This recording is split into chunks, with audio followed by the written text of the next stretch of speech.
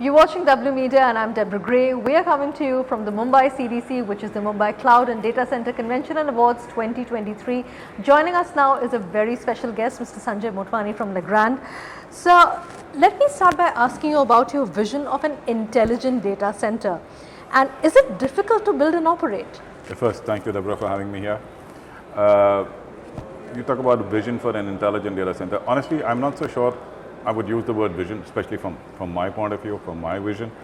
I try and look at data center in, or I would divide the data center into, let's say, 3 or 4 elements. One is the compute side, second is the networking side, third would be the security side, and fourth would be the infra side, infrastructure. A lot of work and money has been put in terms of building intelligence into, let's say, the compute side, security, and the networking side when you're trying to optimize load, whether it's on the bandwidth on the network or you're trying to optimize load on the compute side. And even today, a lot of work is now obviously going onto the security side in terms of intelligence. But when you look at data center as a whole, the infrastructure side is the element where the intelligence has not been looked at all. Okay? And when I say that is, and why I say that is because when you're looking at infrastructure, I'm trying to look at cooling, I'm trying to look at power, I'm trying to look at space, etc. The expectation is that if, let's say, there's an increase in compute capacity, there's more power being consumed, there's more heat being generated, then automatically the cooling should adjust, right? So that's what I expect an intelligent infrastructure to be able to do. But if you want to go back one step further, if the compute capacity is increasing, if there is intelligence coming into play, the system also should give you a preemptive alert with saying, hey, this rack or this server or this set of servers or these applications are suddenly trying to take in more power or the compute's increasing, this could trigger ABC challenges. So that's what I mean by saying that intelligence has to be done more on the infrastructure side now. I'm not for once discounting the intelligence which is there or needs to be done on the other 3, but infrastructure is where we need to focus on within the data center side. It's interesting you brought that up because, you know, whenever there is such a huge boom, such quick growth, people tend to lose sight of things that are important. And I'm glad you brought up infrastructure. Are there any other areas of concern, something that we are perhaps inadvertently ignoring or overlooking? Because we need to manage this growth intelligently. Honestly, today, my sympathies are with the data center managers and CIOs and the IT managers. I think they are dealing with a huge amount of challenge. Okay? The first thing they have to look at, for example, is business continuity. Okay? Second, with the exponential growth in the volume of data which is being generated, they have to ensure that their infrastructure is able to meet these kind of loads and address them. Third, the data generation is now also being geographically dispersed. You're going into smaller towns and at the edge. So they've got to manage that. Throw in the fact that there is a mandate or desire to be net zero in the data center space by 2030. Okay. Now, how it is absolutely impossible for the IT team to be able to look at all these aspects simultaneously, and you're right in saying, is there been something which is overlooked or being ignored inadvertently? It is being, okay? And I will go back to my first point, and I'm saying because people are primarily focused on the business continuity side and security side, so the default attention is on those aspects and not so much again on the infrastructure side. Today, every data center by default or by design has excess capacity from 30 to 50%. Okay. And the important thing is to realize how to optimize that existing spare capacity. And that spare capacity exists across all aspects, whether it is cooling, UPS, compute power, space. Okay. So because they are so caught up with the pace of change and the dynamic nature of the environment, they are trying to, how should I say, they're trying to be more reactive rather than being proactive and have a larger plan in terms of how to be able to do this efficiently. So somewhere the efficiency aspect is being ignored, I would say not consciously, but it's taken a back seat or a back burner. It's interesting you bring that up because, I mean, situations like this could again backfire and it could lead to catastrophes. For example, a huge outage. We had an outage in Singapore in October this year, and the shockwaves, we felt those here in India as well. Absolutely. So, what do you think Indian data centers can do to minimize, or even eliminate the risk of something so catastrophic? Okay, so if my memory serves me right, the two biggest reasons for outages in a data center are, one is power, and second is the human element. Okay. If you want to look at power, which again falls into the infrastructure domain, which dovetails back into my earlier points. Okay. We need to deploy adequate tools, intelligent tools in the infrastructure space and not cringe on them, okay, because they feel that, okay, we can manage. Okay. It's as simple as like saying, okay, I will manage my power consumption loads at an aisle level, or in case at maybe at the rack level, but that's not enough. Or I will manage not manage, I would say, I will monitor my environmental health in specific areas. But you need to monitor environment and everything at the rack level, bare minimum, right? Because if there is a challenge which is emerging, it will emerge from the rack. A particular device will misfire. And if that is being missed, and that's what would lead to outages. So therefore, to eliminate the I would say the infrastructure side, so more tools would have to be deployed, and automation would have to come in to minimize the human element, which is the second biggest reason why outages are happening.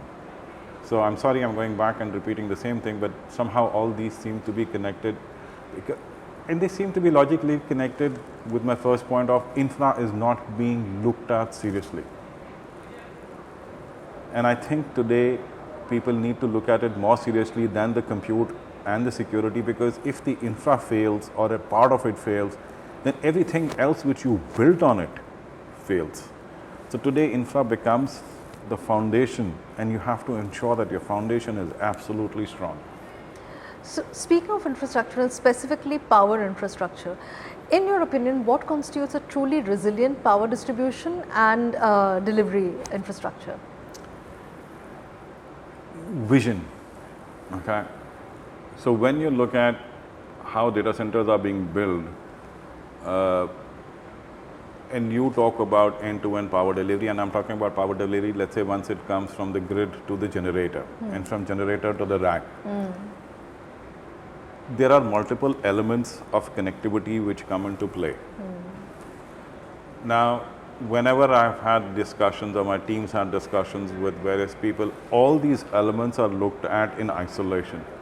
I have never come across one discussion which looks at, okay, so I am getting power till the generator and we need to provide X amount of power to a rack. How will this whole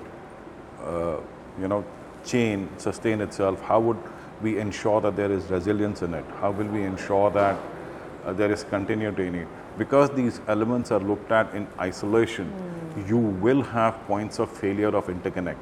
Now, people today, let's say from the generator connect with cables inside. My recommendation would be go for bus bars. Okay. Now, again, you want to throw in the word sustainability into it. Bus bars are metal, aluminum, or copper, but when you're bringing in cables, you're bringing in plastic, etc., coming into play. Termination point with cables is very different from the way you terminate a bus bar in terms of connectivity. Then you need to deploy intelligent tools moving at the rack level to understand how your workloads are behaving inside a rack. So somewhere needs to look at the whole thing end to end. Today we are talking about scalability and the dynamic nature of the business. True. We look at one building, we look at data center inside a building or multiple floors. We do not look at if I have a building one today, after 2 years or 3 years next to it in a campus, I will need another building and another and another. The power infrastructure needs to be looked at from that perspective, from building 1 to building N. First, let's look at from within the building, and then from building 1 to the nth building. That is missing today.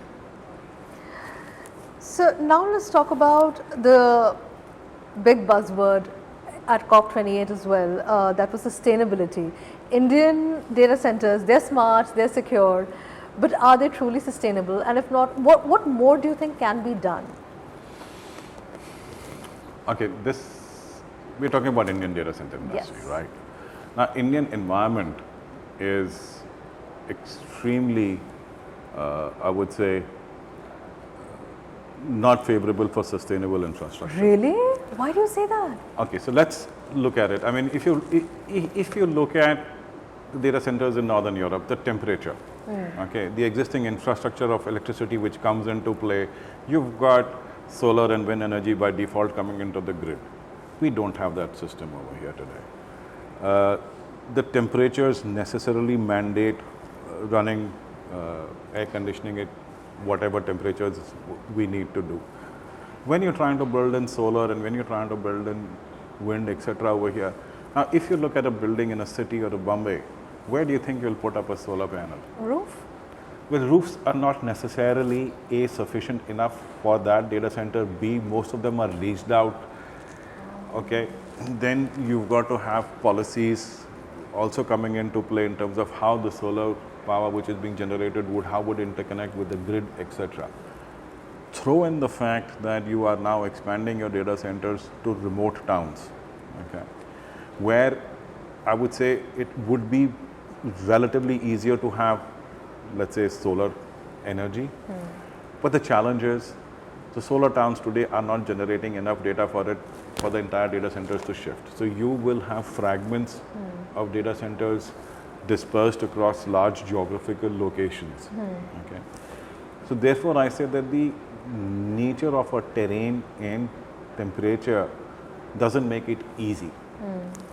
I am not saying it's not possible, but a lot of long-term thought and planning would have to go into it to be able to make it happen. So, doable, yes. Easy, definitely not, no. So given that, what do you foresee for, say, 2024? Let's just look at 1 year at a time. See, if you're looking at data center business in 2024 within the Indian landscape, I would say it's going to be a good year because 2023 has been flattish or borderline negative. Okay, 0.5%, 1% in terms of industry for various factors. So when you're trying to look at 2024, my expectation is that in terms of growth, it would be double digits between 10 to 12% for sure. Okay, so that's a good sign. I believe and I would like and I think that the industry would focus now more on operational efficiencies because I think we are talking about it, so hopefully there will be more concrete steps towards it. Automation would come into play in 2024 and I would say that people will start trying to understand AI better and try and see how they would and can leverage AI in, I would say, in the efficiency aspect of data centers. So I'm not saying it's going to come into play. That's an interesting point because people are afraid of AI. A lot of people are still afraid of AI. Yes, because they don't know what this animal is. Okay, that's the true nature of this, I would say, what, elephant. And I don't think people have a sense, not that I have a sense, okay, but I don't think it's all what you hear in, and create a hype and a buzz around it. The reality is that there are a handful of organizations who are investing money into AI, but it's not the average data center on the enterprise side or even the colo side today within the Indian landscape which will delve or dive into AI. Okay. For AI to develop, okay, so let's look at the basic premise. Intelligence is based on data. Of course, yes. Okay. There is no such data which is captured or enough data which is captured in a particular format for the intelligence software or AI softwares to be able to leverage upon or build upon. Okay.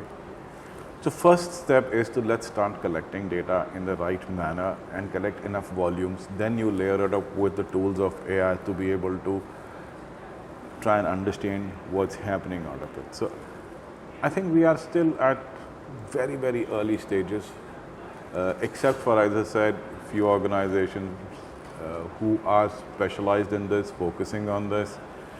They will continue to invest in this for another whatever period of time till it snowballs into, I would say, the common man of data centers.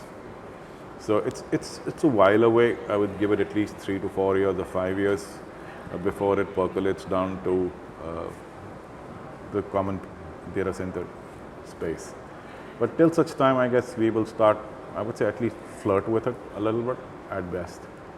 Final question, sir. You've been a speaker here at the Mumbai CDC. What has been your experience so far? What kind of interactions have you had, and what has excited you the most?